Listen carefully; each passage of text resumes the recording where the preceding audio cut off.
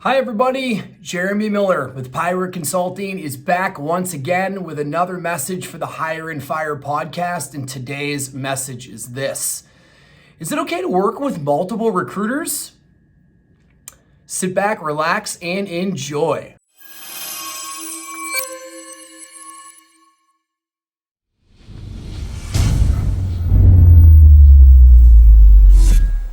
Yes.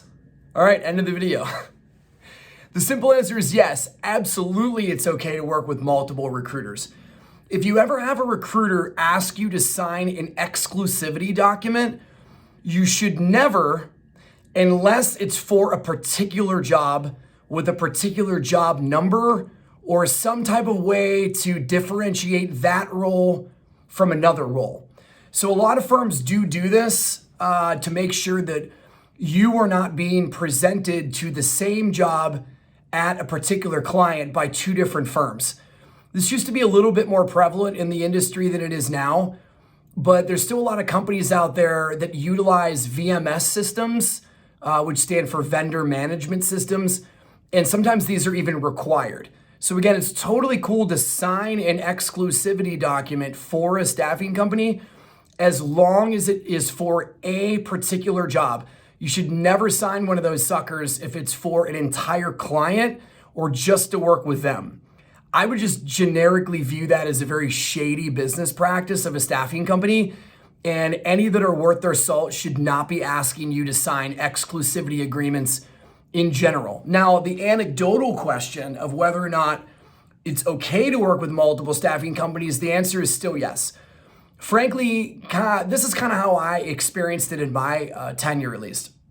A lot of people who work with multiple staffing companies, especially nowadays, will be getting reached out to, email, phone call, LinkedIn, etc., by multiple firms, and will maybe interface with somewhere around like 6, 7, 8 of them. So at least be willing to return a call or reply to an email or whatever.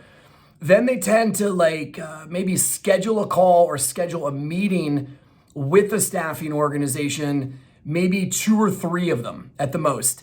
And then after you've met with 2 or 3 of them, it seems on average, most people tend to have one they're kind of rooting for or hoping that they can be placed through. Maybe that's a previous relationship or who knows.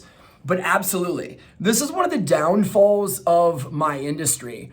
At Pirate Consulting, we struggle with this too, despite our best efforts. Most organizations out there trying to find talent struggle to do so, and they can't even rely on one vendor. So that's why they do work with multiple. Sometimes that's just simply like price shopping to make sure they're getting the best deal, or maybe they need to be able to see multiple candidates, so they will work with 2, 3, maybe even 4 staffing companies.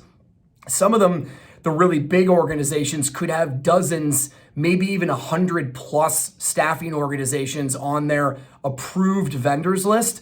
So there's nothing wrong with talking to any number of those firms. If you have a relationship with somebody, great. I would encourage you to stick with that, especially if they've performed well for you. If you had a bad experience with a recruiter, then maybe you would intentionally try and find another. But in general, it's never wrong. That's not something that you should be scared of telling a recruiter. That's totally okay. Any recruiter that's really good at what they do would welcome the competition and know that they're doing a really good job. They know what they're doing. They know how to match into positions. They're really good at replying. They can give you feedback on positions, help you with resumes, whatever.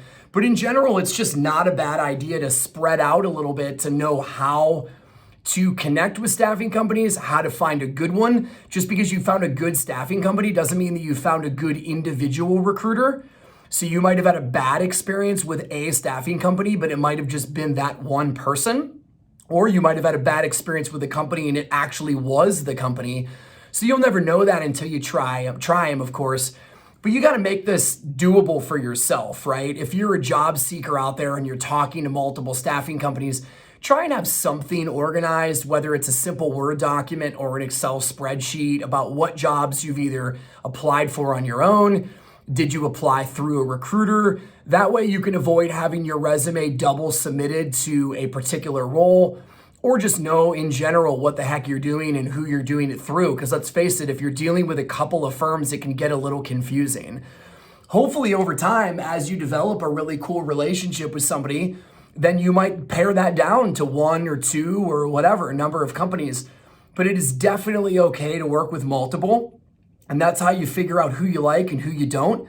And then you can evaluate them on whatever the heck criteria you want, whether it has to do with the volume of jobs that they have sent to you, whether they've placed you before, whether their communication is really strong, whether or not you feel like you're getting the right pay rate.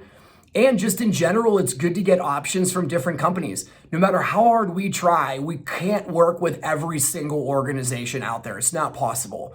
Even the biggest of staffing organizations do not work with all 500 of the Fortune 500 companies, as an example. So no one organization can do absolutely everything. That doesn't mean you have to shop them or that they're bad.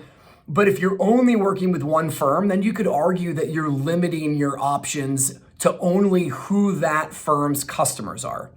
So in general, at least shop them around. Maybe you love them and maybe they've earned it, and maybe therefore you shop around, you talk to a few, and then that gives you all the more reason to go back to the firm you liked in the first place. It's totally up to you, but there's nothing immoral, there's nothing wrong about it. I would just be careful about the signing of exclusivity if they're asking you for that. And then outside of that, it's 100% your personal opinion. So again, normally it's about a half dozen because that's about the most you would want to manage. And then from there, you get to make the call. We would love a chance to help you, and we would love a chance to prove to you what we can do. So feel free and check us out online, piraconsulting.com. That's PIRA consulting.com. We're also all over LinkedIn and all the other social platforms, so you can check us out anywhere. If you agree or disagree with this, please comment below wherever you're seeing this about what you've experienced. Maybe you completely disagree with me and I'd love to hear it. But either way, enjoy the video and we'll come back again for another video from our series from the Hire and Fire podcast.